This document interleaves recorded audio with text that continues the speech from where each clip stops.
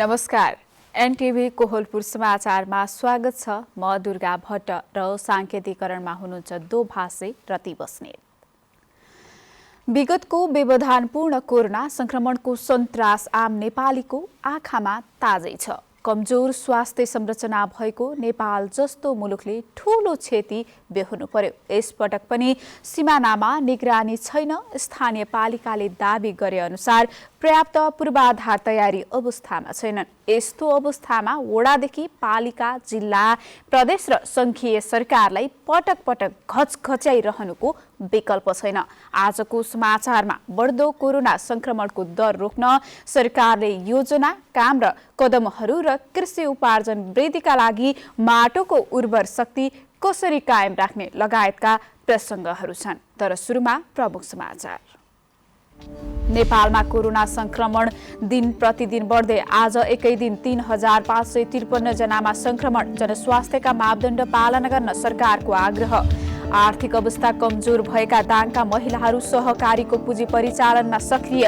ऋण परिचालन गरी व्यवसाय मार्फत आर्थिक रूपमा सशक्त बन्दै। सुरक्षाको कारण देखाउँदै बन्द भएको कञ्चनपुरको मझगाउँ विमानस्थलको फेरि सम्भावना खोजिँदै 22 वर्षपछि विमानस्थल सञ्चालन गर्ने तयारी। 4 महिनामा बुस्टर डोज दिँदा रोग प्रतिरोधी क्षमतामा असर पर्न सक्ने युरोपेली स्वास्थ्य निकायको चेतावनी। लामो समयको अन्तर पार्न अनुरोध।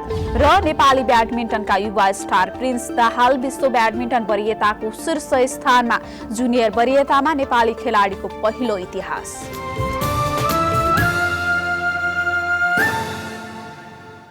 समाचार अब विस्तारमा। कोरोना भाइरसको संक्रमण दिन प्रतिदिन बढ्दै गएको छ। नेपालमा ओमिक्रोन भेरिएन्ट संक्रामक बढिरहेकोले पनि पीसीआर र एन्टिजेन परीक्षणमा संक्रमण दर बढेको पाइएको हो। जनस्वास्थ्यका मापदण्ड लागू नगर्ने, भिडभाडमा जाने तथा खोप नलगाउने गर्नाले संक्रमण बढिरहेको पाइएको छ। स्वास्थ्य तथा जनसङ्ख्या मन्त्रालयका प्रवक्ता डाक्टर सङ्गीता मिश्राले संक्रमण गत हप्ताको तुलनामा यस हप्ता 9.2% बढेको बताउनुभयो। पछिल्लो 24 घण्टामा नेपालमा 3553 जनामा कोरोना भाइरसको संक्रमण पुष्टि भएको छ। पीसीआर र एन्टिजेन गरी 15081 जनाको नमुना परीक्षण गर्दा 3553 जनामा संक्रमण पुष्टि भएको स्वास्थ्य तथा जनसङ्ख्या मन्त्रालयले जनाएको छ। पछिल्लो 24 घण्टामा 271 जना निको भएका छन् भने यही अवधिमा 1 जना सहित कोरोना संक्रमणका कारण ज्यान गुमाउनेको संख्या 11610 पुगेको छ। अहिले नेपालमा 14340 जना सक्रिय संक्रमित छन्। नेपालमा ओमिक्रोन भेरिएन्ट संक्रामक बढिरहेकाले पनि पीसीआर र एन्टिजेन परीक्षणमा संक्रमण दर बढेको पाइएको छ। जनस्वास्थ्यको मापदण्ड लागू नगर्ने, भिडभाडमा जाने तथा खोप नलगाउने गर्नाले संक्रमण बढेको पाइएको छ। स्वास्थ्य तथा जनसङ्ख्या मन्त्रालयका प्रवक्ता डाक्टर सङ्गीता मिश्राले संक्रमण गत हप्ताको तुलनामा यस हप्ता 9.2% बढेको बताउनुभयो। संक्रमणको पहिलो लहरले 1 जनाबाट अर्को 2 जनालाई तथा दोस्रो लहरमा डेल्टा भाइरसले 1 जनाबाट 4 देखि 5 जनासम्म संक्रमित बढाउने गरेकोमा ओमिक्रोनले 10 जनासम्मलाई संक्रमित बनाएको पाइएको छ। यस हप्ताको संक्रमण दर 13.3% पुगेको छ। संक्रमण बढेसँगै सबै सतर्क हुनुपर्ने र जनस्वास्थ्यका सबै मापदण्ड कडाइका साथ पालना गर्नुपर्ने सरकारले बताएको छ। मन्त्रालयले कोही पनि संक्रमण भएको वा कन्ट्याक्ट ट्रेसिङमा परेका कम्तीमा 5 दिन क्वारेन्टाइनमा बसेर मात्र परीक्षण गराउन आग्रह गरेको छ। लक्षण देखिएका व्यक्तिले तुरुन्तै परीक्षण गराउन मन्त्रालयले सबैमा अनुरोध गरेको छ। स्वास्थ्य तथा जनसङ्ख्या मन्त्री विरोध खतिवडाले सरकार अनावश्यक लकडाउन पो गर्ने पक्षमा नरहेको बताउनु भएको छ। आज मन्त्री खतिवडाले यसअघि अन्य देशहरूको कुरा सुनेर लकडाउन गरे पनि अब आवश्यक ठाउँ हेरेर मात्रै लकडाउन गरिने बताउनु भयो। यसअघिका लकडाउनले देशको आर्थिक, सामाजिक र शैक्षिक क्षेत्रमा धेरै असर गरेको भन्दै अब लकडाउन नै समाधान हो भन्ने किसिमबाट सरकार नजाने उहाँको भनाइ छ। कोरोना संक्रमण बढ्न थालेपछि विज्ञहरूले खोपको पहुँच र दायरालाई बढाउन आग्रह गरेका छन्। आउँदो माघ 7 गतेदेखि सार्वजनिक ठाउँमा जाँदा खोप कार्ड अनिवार्य गरिएपछि खोप लगाउनेको संख्या पनि बढेको छ। तर खोप केन्द्र थोरै हुँदा नागरिकहरूलाई असहज भएको छ। सरकारले पुस मसान्तसम्म 18 वर्षका 2/3 जनसङ्ख्यालाई खोपको पूरा मात्रा दिने लक्ष्य लिएको छ। स्वास्थ्य तथा जनसङ्ख्या मन्त्रालय परिवार कल्याण महाशाखाको तथ्याङ्क अनुसार लुम्बिनीमा 72% ले पहिलो र 52% ले पूर्ण तथा कर्णालीमा 55% ले पहिलो र 47% ले दोस्रो डोज लगाएका छन्। यस्तै सुदूरपश्चिम प्रदेशमा 63% ले पहिलो र 56% ले पूर्ण खोप लगाइसकेका छन्। नागरिकको जीवन रक्षाका लागि सरकार प्रतिबद्ध रहेको सरकारका प्रवक्ता ज्ञानेन्द्र बहादुर कार्कीले बताउनु भएको छ, केही दिन यता कोरोना संक्रमणको दर निकै बढेको हुँदा संक्रमण नियन्त्रणका लागि सरकारले सम्पूर्ण संयन्त्र परिचालन गरिसकेको पनि उहाँले बताउनुभयो। नवीन नेपाली, एनटिभी, कोहलपुर। भारतमा कोरोना संक्रमण तीव्र बनेपछि घर फर्किरहेका कर्णाली प्रदेशवासीको नाकाहरूमा स्वास्थ्य परीक्षण हुन सकेको छैन। घर फर्किनेहरूको तथ्याङ्क समेत नराखिएपछि गाउँ गाउँमा कोरोना संक्रमण फैलिने जोखिम बढेको छ। कर्णाली प्रदेशभित्रिने मुख्य गरी 3वटा सीमा नाका सल्यानको कपुरकोट, बाँके र सुर्खेतको सिमाना बबई र पञ्चपुरीको चामुबाट दैनिक सयौंको संख्यामा कर्णालीवासीहरू घर फर्किरहेका छन्। परीक्षणको त परको कुरा, सामान्य हेल्थ डेस्कको पनि व्यवस्था नभएपछि जोखिम बढेको हो। सीमा नाकाहरूबाट आउने व्यक्तिहरूको अभिलेख समेत प्रदेश सरकारसँग छैन। प्रदेशमा 4वटा PCR परीक्षण प्रयोगशाला छन्। प्रदेश अस्पताल पशुपन्छी रोग अन्वेषण प्रयोगशाला सुर्खेत, कर्णाली स्वास्थ्य विज्ञान प्रतिष्ठान PCR प्रयोगशाला जुम्ला, दैलेख अस्पताल र चौरजहारी नगरपालिका रुकुम पश्चिम प्रयोगशाला कोरोनाको दोस्रो लहरका बेला सञ्चालनमा आएका प्रयोगशाला हुन्। तर यी प्रयोगशालाहरू हाल बन्द अवस्थामा रहेका छन्। अबको केही दिनभित्रै प्रमुख नाकाहरूमा हेल्थ डेस्क सहित स्वास्थ्य कर्मीको टिम पठाउने तयारी भइरहेको प्रदेश स्वास्थ्य निर्देशक डाक्टर रबिन खड्काले बताउनुभयो। दोस्रो लहरका बेला सीमा नाकामा सावधानी नअपनाउँदा कर्णालीले ठूलो क्षति बेहोर्नु परेको थियो। लुम्बिनी प्रदेश सरकारले कोरोना महामारी नियन्त्रणलाई प्राथमिकता दिँदै आइसोलेसन अस्पतालहरूको सेवालाई प्रभावकारी बनाउने निर्णय गरेको छ। त्यसका लागि अस्पतालमा कार्यरत जनशक्तिको करार म्याद थप गर्ने निर्णय पनि भएको छ। लुम्बिनी प्रदेश मन्त्री परिषदको बैठकको निर्णय सार्वजनिक गर्दै सरकारका प्रवक्ता तिलकराम शर्माले चैत्र मसान्तरसम्म अस्पतालमा कार्यरत जनशक्तिको करार म्याद थप गर्ने निर्णय भएको जानकारी दिनुभयो। सामाजिकको आइसोलेसन अस्पतालहरूको सेवा निरन्तरता र अस्पतालमा कार्यरत जनशक्तिको करार म्याद थप गर्ने 78 चैत मसान्तसम्म भनेर निर्णय गरिएको छ। कोभिड आइसोलेसनमा काम गर्ने गरी पहिला जो कर्मचारी राखिएको थियो, बीचमा चाहिँ अब उहाँहरूको म्याद थपिया थिएन। अहिले म्याद थप्ने निर्णय चाहिँ गरेको छ सरकारले। मन्त्री परिषद बैठकले 14वटा विभिन्न निर्णय गरेको छ। बैठकले प्रदेश सरकारले समपूरक र विशेष अनुदानका आयोजनाको प्रस्ताव स्वीकृत गरी राष्ट्रिय योजना आयोगमा पठाउन स्वीकृति प्रदान गर्ने, प्रदेश प्रहरी सेवा सम्बन्धमा व्यवस्था गर्न बनेको विधेयक प्रदेश सभामा पेश गर्न स्वीकृति प्रदान गर्ने निर्णय गरेको छ। त्यस्तै औद्योगिक व्यवसाय सम्बन्धी प्रचलित प्रदेश कानूनलाई संशोधन र एकीकरण गर्न बनेको विधेयक प्रदेश सभामा पेश गर्न स्वीकृति प्रदान गर्ने, ज्येष्ठ नागरिक राष्ट्रिय महासंघलाई 5 लाख रकम सहयोग उपलब्ध गराउने, प्रदेशमा ज्येष्ठ नागरिक सम्बन्धी व्यवस्था गर्न बनेको विधेयक तर्जुमा सम्बन्धमा तयार गरिएको अवधारणा पत्रमा सैद्धान्तिक स्वीकृति प्रदान गर्ने, प्रदेश सूचनाको हक सम्बन्धमा व्यवस्था गर्न बनेको विधेयकको मसौदाका लागि अवधारणा पत्रमा सैद्धान्तिक स्वीकृति प्रदान गर्ने निर्णय पनि मन्त्री परिषदको बैठकले गरेको छ। समपूरक र विशेष अनुदानका योजनाहरूको प्रस्ताव स्वीकृत गर्ने काम हो। यो सरकारसँग समपूरक र विशेष योजनामा 50-50 को लगानीमा हुने गर्छ। त्यसको लागि योजनाहरू स्वीकृत गर्ने काम चाहिँ भएको छ। पहिलो निर्णय। त्यस्तै गरेर प्रदेश प्रहरी सेवा सम्बन्धमा व्यवस्था गर्न बनेको विधेयक चाहिँ अब प्रस्तावमा पठाइएको छ।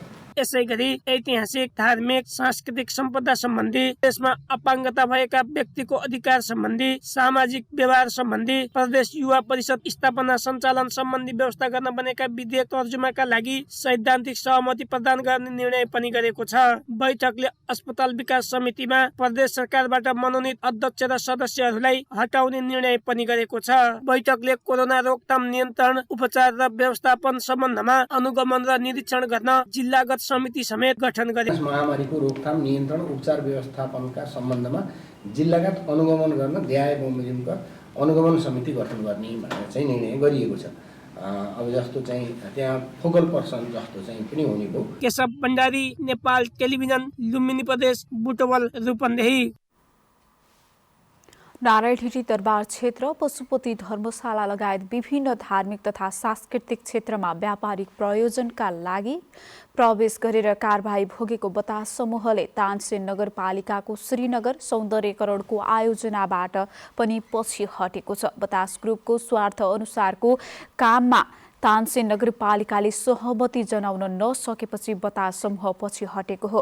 तानसेन नगरपालिकाको सार्वजनिक निजी साझेदारी कार्यक्रम अन्तर्गत पाल्पाको ऐतिहासिक तथा पर्यटकीय स्थल श्रीनगरको सौन्दर्यकरण सञ्चालन तथा व्यवस्थापनका लागि बतास ग्रुपले काम गर्नका लागि प्रस्ताव गरेको थियो। श्रीनगरको सौन्दर्यकरणको प्रस्तावमा सहभागी भएको समूह सम्झौताको अन्तिम चरणबाट पछाडि हटेको तानसेन नगरपालिकाले जनाएको छ। तानसेनको श्रीनगर क्षेत्रलाई पर्यटनको रूपमा विकास, संरक्षण, सम्वर्धन तथा उचित व्यवस्थापन गरी पर्यटकीय आकर्षणको रूपमा विकास गर्ने उद्देश्य अनुसार नगरपालिकाले 2076 सालमा प्रस्ताव माग गरेको थियो।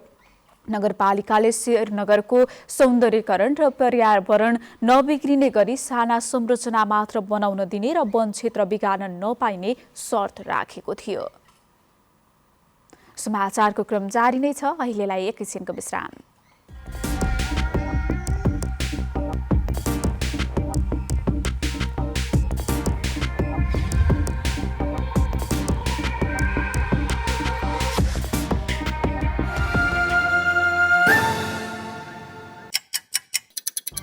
हर घडी हर प्रहर, प्रत्येक गाउँ प्रत्येक सहर, के निकट के विकट, हरेक स्थितिमा हरेक परिस्थितिमा नीति विधि र प्रतिनिधिका कुरा, प्रकृति संस्कृति र प्रविधिका कुरा,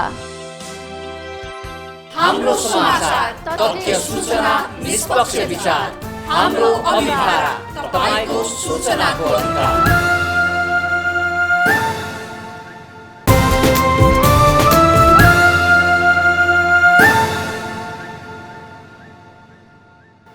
विश्रामपछि समाचारमा पुनः स्वागत छ। अब बाँकी समाचार। दाङमा आर्थिक अवस्था कमजोर भएका महिलाहरू सहकारी संस्थामा आबद्ध भएर पेसा व्यवसाय तथा अन्य उद्यममा लाग्ने क्रम बढेको छ। सहकारी संस्थाबाट लिएको पुँजी परिचालन गरेर महिलाहरूले आय आर्जनको लागि उद्यममा लगाउने गरेका हुन्। लमे नगरपालिका वडा नम्बर 3 बनगाउँ निवासी विजयालक्ष्मी केसीले गाउँमै सिलाइ पसल सञ्चालन गर्नु भएको छ। त्यसबाहेक लोकल कुखुराको फर्म पनि खोल्नु भएको छ। मनोकामना महिला विकास बचत तथा ऋण सहकारी संस्थाले परिचालन गरेको लगानीबाट केसीले उद्यम सञ्चालन गर्नु भएको हो। मासिक 100 रुपियाँ बचत गर्दै आउनुभएकी केसीले अहिले 500 रुपियाँसम्म बचत गर्न थाल्नु भएको छ। व्यवसाय गरेपछि बचत गर्ने रकम समेत बढेको उहाँले बताउनुभयो। धेरै कुराको फाइदा हुने भयो। हामीले थोरै थोरै पैसाबाट सुरु गरेको हाम्रो यो सहकारी हो हैन। पहिला 100 रुपियाँ बचतबाट अहिले सुरु गरेर हामीले अहिले 500 बचत गर्न सक्ने जो आफ्नै आम्दानीबाट भएका छ। 19 वर्ष अघि स्थापना भएको मनोकामना महिला विकास बचत तथा ऋण सहकारी संस्थाले बचत सङ्कलन र ऋण परिचालन मात्रै नभई महिलाहरूको आर्थिक सामाजिक सशक्तिकरण समेत लगानी गर्दै आएको छ। हिंसा पीडित महिलाको न्यायका लागि समेत सहकारी संस्थाले काम गर्दै आएको हो। सहकारी संस्था मार्फत सबै मानिसको आय आर्जन बढाउन सकिने लमे नगरपालिकाका प्रमुख कुलबहादुर केसीले बताउनुभयो। तीनै तहको सरकारको नीति सबै मान्छेलाई व्यवसायसँग जोड्ने, सबै मान्छेलाई आय आर्जनसँग जोड्ने, सबै मान्छेलाई आर्थिक रूपले समृद्ध बनाउने योजना तीनै तहको सरकारले बनाइरहेको छ। म तपाईहरुका बीचमा राख्न चाहन्छु, तपाईहरु जुन दिनदेखि यो सहकारी संस्थामा सामेल हुनुभयो त्यस दिनदेखि तपाईहरुको जीवन स्तरमा परिवर्तन आएको छ। सहकारी संस्थामा आबद्ध भएपछि महिलाहरू आत्मनिर्भर भएका छन्। नयाँ नयाँ व्यवसाय र उद्यममा संलग्न हुने अवसर सहकारी संस्थाले प्रदान गरेको छ। महिलाहरू पहिला समूहमा बस्ने र त्यसपछि सहकारीमा आबद्ध भएर आय आर्जनमा संलग्न हुँदा थुप्रै अवसरहरू प्राप्त हुने गरेको लुम्बिनी प्रदेशसभा सदस्य रेवती रमन शर्माले बताउनुभयो। महिलाहरू आज तमाम नयाँ नयाँ व्यवसायहरू गरेर अगाडि बढ्नु भएको छ। आर्थिक आय आर्जन गर्दै घरमै आत्मनिर्भर हुने र विशेष गरेर बालबच्चाहरूको पढाइ लेखाइदेखि लिएर स्वास्थ्य औषधि उपचारको विषयलाई लिएर पनि महिलाहरूले गम्भीरतापूर्वक आफ्ना घर व्यवहारहरू सहित व्यवसाय पनि सञ्चालन गरिरहेको हामीले यही पाएका छौँ। महिलाहरूले सञ्चालन गरेका सहकारी संस्थाहरूले उद्यम र आय आर्जनमा लगानी लगाउँदै आएका छन्। स्थानीय प्रदेश र केन्द्र सरकारले महिलाहरूले सञ्चालन गरेका सहकारी संस्था मार्फत उद्यम विकासका कार्यक्रममा सहयोग गर्न आवश्यक छ। दशरथ घिमिरे, नेपाल टेलिभिजन, लुम्बिनी प्रदेश, दाङ। सल्यानमा व्यावसायिक कृषि खेती र फलफूल खेती गर्ने कृषकहरूको माटो परीक्षण गरिएको छ। उत्पादन हुने क्षेत्रमा कम उत्पादन हुन थालेपछि कर्णाली प्रदेश सरकार भूमि व्यवस्था कृषि तथा सहकारी मन्त्रालयको एकीकृत कृषि प्रयोगशाला सुर्खेतको प्राविधिक टोलीले बागचौर नगरपालिकामा माटो शिविरको आयोजना गरी किसानहरूको माटो परीक्षण गरेको हो। विशेष गरी बागचौर नगरपालिकाभित्र सुन्तला खेती, तरकारी र आलु खेती बढी उत्पादन हुने भएकाले त्यस क्षेत्रको माटोको अवस्था बुझ्नको लागि 129 जना कृषकहरूको बारीको माटो परीक्षण गरिएको छ। पछिल्लो समय किसानहरूले बढी रासायनिक मल र विषादीको प्रयोग गरेको र बारीमा माटोको अवस्था बिग्रिँदै गएपछि माटो परीक्षण गरिएको हो। माटोमा अम्लीयपनाको मात्रा र नाइट्रोजनको मात्रा बढी देखिएको छ। सल्यानको बागचौर नगरपालिका सुन्तलाका लागि पकेट क्षेत्र हो, तर यस क्षेत्रमा पछिल्लो समय सुन्तलाको उत्पादन घट्दै गएपछि माटो परीक्षण गरिएको एकीकृत कृषि प्रयोगशाला सुर्खेतका प्रमुख परशुराम राउतले बताउनुभयो।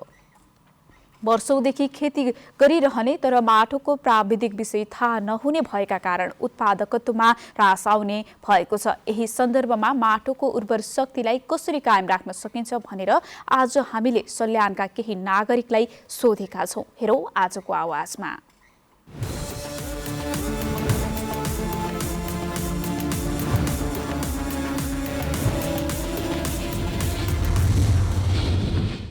कृषि पेसालाई आधुनिकीकरण गर्नको लागि हाम्रो सम्पूर्ण किसानहरू, पहिला कुरा किसानहरूलाई चाहिँ यो कृषि सम्बन्धी प्राविधिक शिक्षाहरू दिन आवश्यक देखिन्छ जस्तो लाग्छ मलाई। त्यस्तै गरी उन्नत किसिमका बिउ बिजनहरू, उन्नत किसिमको खेती प्रणालीहरू, त्यस्तै किसिमको उन्नत प्रकारको चाहिँ मल हरू चाहिँ यसरी कृषकहरूलाई चाहिँ उपलब्ध गराउन सकियो र कृषकहरूको चाहिँ चेतना स्तरले चाहिँ अभिवृद्धि गराउन सकियो भने लाग्छ मलाई यो व्यावसायिक खेतीले चाहिँ अलि गति लिन्छ जस्तो लाग्छ मलाई। माटोहरूको परीक्षण पनि हुन पर्यो होइन, अब माटो त्यसमा कस्तो छ, त्यो उर्वरा शक्ति, त्यसको क्षमता कति छ भनेर माटो परीक्षण गर्दा राम्रो होला। अनि जेटीहरू राम्रो ल्याएर त्यहाँको त्यो उर्वरा शक्ति, उर्वरा क्षमतालाई जाँचेर कृषि गर्दा राम्रो होला। नेपालको प्रमुख पेसागहरूमा कृषि नै मानिन्छ। त्यो भएको कारणले किसानहरूलाई अब कृषि सम्बन्धी विभिन्न ट्रेनिङहरू अथवा तालिमहरू दिनु आवश्यक देखिन्छ र विभिन्न नयाँ प्रजातिका उन्नत जातका बिउ बिजनहरू वितरण गर्नुपर्ने, त्यो बिउलाई कसरी चाहिँ हामीले प्रयोगमा ल्याउने, कसरी चाहिँ रोपेर अथवा उत्पादन गरेर हामीले बिक्री वितरण गर्ने भन्ने विषयमा किसानहरूलाई तालिम दिनुपर्ने। अनि त्यसो गरियो भनेपछि कृषिमा आधुनिकीकरण गर्न सकिएला। कृषि उत्पादन क्षेत्रलाई चाहिँ अलिकति वैज्ञानिक रूपमा त्यो खेती प्रणालीलाई अवलम्बन गर्ने र अनि किसानहरूले उत्पादन गरेको चिजहरूलाई सिधै यो व्यापारीहरूका लिनको लागि स्थानीय पालिकाहरूले र वडा सरकारहरूले एउटा समन्वय गरिदिनुपर्ने र अनि विशेष गरेर हाम्रा थुप्रै जग्गाहरू बाँझो छ अहिले, त्यो बाँझो जग्गाहरूलाई अलिकति हामीले जोत्नुपर्छ र खेती प्रणाली अथवा कृषिमा सबै आकर्षित हुनुपर्छ भनेर विशेष गरी यो युवा शक्तिहरूलाई हामीले अलिकति कृषि क्षेत्रमा ल्यायो भने यो अलिकति व्यवसायीकरण पनि हुन्छ र किसानहरूले उत्पादन गरेको चिजहरू चाहिँ उनीहरूले चाहेको दर रेटमा चाहिँ उनीहरूले सिधै व्यापारीहरूसँग, बाहिरको व्यापारीहरूसँग बेच्न पायो भने यसलाई चाहिँ व्यवसायीकरण हुन सक्छ। प्राविधिक ज्ञान हुन पर्यो, त्यसमा माटोको परीक्षण हुन पर्यो, कस्तो खालको बिउ वितरण हुन पर्यो, त्यसपछि कसरी कुन माटोलाई कुन बिउ वितरण गर्दा, कसरी खेती गर्दा कसरी उत्पादन हुन्छ भन्ने कुरा थाहा पाउन पर्यो।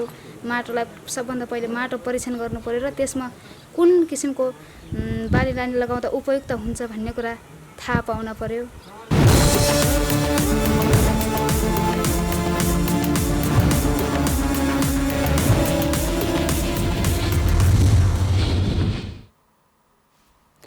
सुरक्षाको कारण देखाउँदै लामो समयदेखि बन्द भएको कञ्चनपुरको मझगाउँ विमानस्थललाई पुनः सञ्चालनका लागि शिलान्यास गरिएको छ।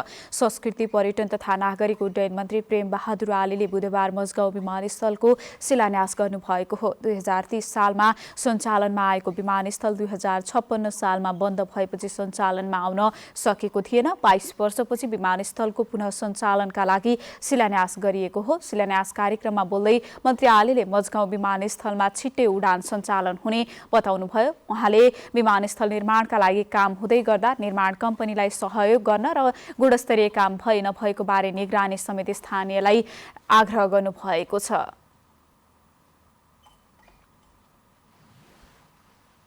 डडेलधुरा र डोटीका आधा दर्जन भन्दा बढी सडकमा कालोपत्रेको काम भइरहेको छ। डडेलधुरा र डोटीका यस वर्ष 8वटा मुख्य सडक कालोपत्रे सम्पन्न हुने गरी काम भइरहेको पूर्वाधार विकास कार्यालयले जनाएको छ। सडक खनिएको लामो समयसम्म जीर्ण अवस्थामा रहेका सडकहरू निर्माणको काम भइरहेको कार्यालयले जनाएको छ। सङ्घ, प्रदेश र स्थानीय तहको लगानीमा यस वर्ष 8वटा सडकहरू एकैपटक कालोपत्रे हुन थालेका हुन्।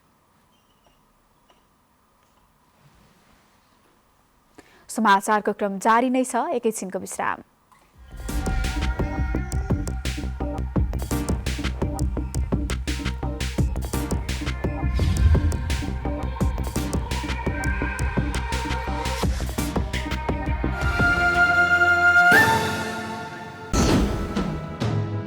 समावेशी आवाज, समावेशी चरित्र, बेग्लै अस्तित्व, पहिचान सर्वत्र। दृश्यहरूको भीडमा तपाईको दृश्य, कला, संस्कृति र प्रकृतिको शब्दचित्र। अनुहारहरूको भीडमा तपाईकै अनुहार, अनेक नेपालीको एक अनुहार। एनटिभी कोहलपुर।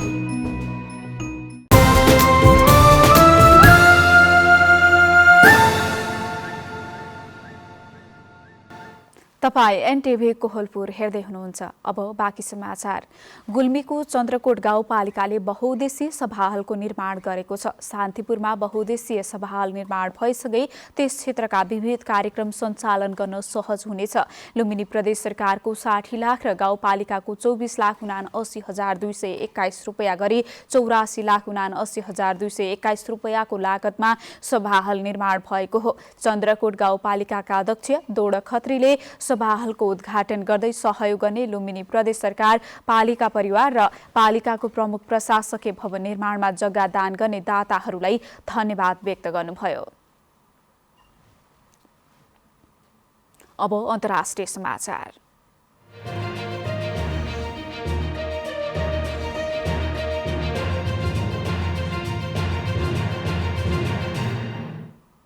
कोरोना भाइरस विरुद्धको खोप 4 महिनामा बुस्टर डोजका रूपमा दिँदा रोग प्रतिरोधी क्षमतामा असर पार्न सक्ने युरोपेली स्वास्थ्य निकायले जनाएको छ। छोटो समयको अन्तरमा धेरै बुस्टर डोज दिँदा मानिसको शरीरमा रोग प्रतिरोधात्मक क्षमतामा गम्भीर असर गर्ने युरोपेली सङ्घ अन्तर्गतको स्वास्थ्य सम्बन्धी नियामक निकायले चेतावनी दिएको हो। युरोपेली मेडिकल नियामक निकायले लामो समयको अन्तर पारेर मात्रै बुस्टर डोज दिन सम्बन्धित देशलाई अनुरोध गरेको छ। कोरोनाको नयाँ भेरिएन्ट ओमिक्रोनका कारण संक्रमितको संख्या बढेपछि विभिन्न देशले बुस्टर डोज दिने तयारी गरेका छन्। बेलायत र इजरायलले दोस्रो पटक बुस्टर डोज दिने तयारी गरेका छन्। अमेरिका, फ्रान्स लगायतका देशमा पनि दोस्रो बुस्टर डोज दिने बारेमा छलफल सुरु भएको छ। अब आर्थिक समाचार।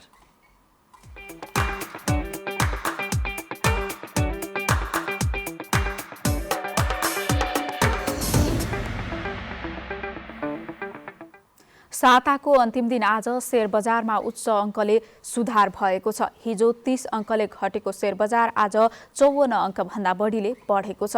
नेप्से परिसूचक 54.12 अङ्कले बढेर 2857.75 अङ्कले बढेको छ। शेयर कारोबार रकम भने घटेको छ। हिजो 8 अर्ब माथिको शेयर कारोबार भएकोमा आज 7 अर्ब पनि पुग्न सकेन। दिनभर भएका करिब 66,000 कारोबारबाट 224 कम्पनीका 1 करोड 16 लाख किता हाराहारीमा शेयर किनबेच भएको छ, जसअनुसार कारोबार रकम 6 अर्ब 66 लाख 97 हजार रुपैयाँ माथिको शेयर कारोबार भएको छ। अब खेलकुद समाचार।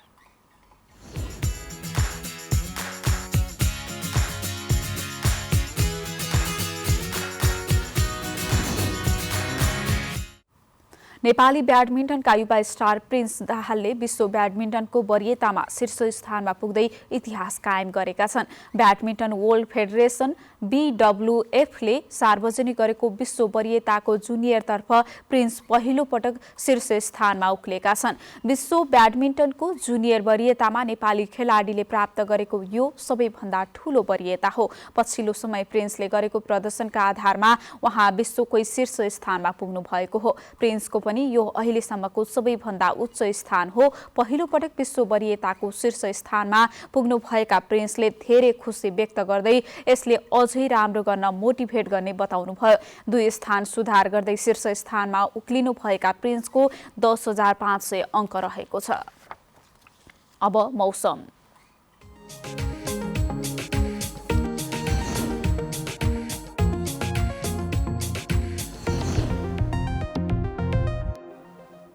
आज सुदूरपश्चिम प्रदेशमा आंशिक बदली हुनुका साथै बाँकी प्रदेशमा आंशिकदेखि सामान्य बदली भएको छ।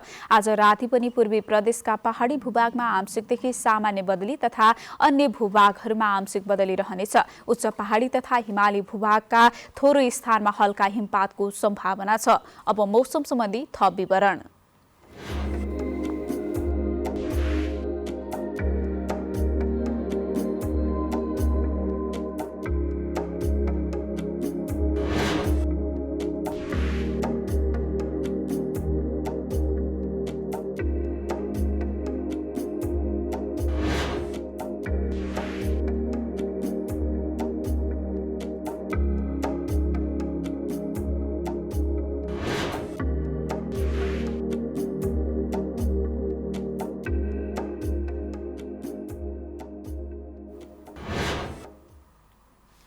समाचारको अन्त्यमा प्रमुख समाचार पुनः एकपटक।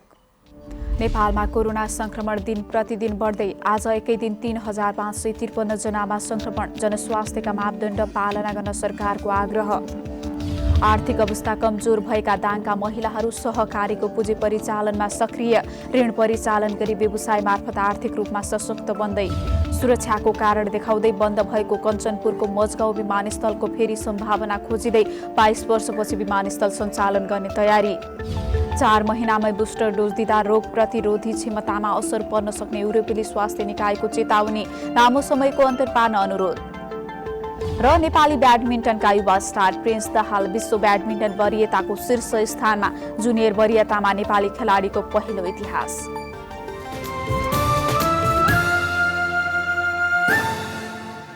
हवस् त अहिलेलाई समाचारको सिलसिला यति नै। बिदा दिनुहोस्। नमस्कार।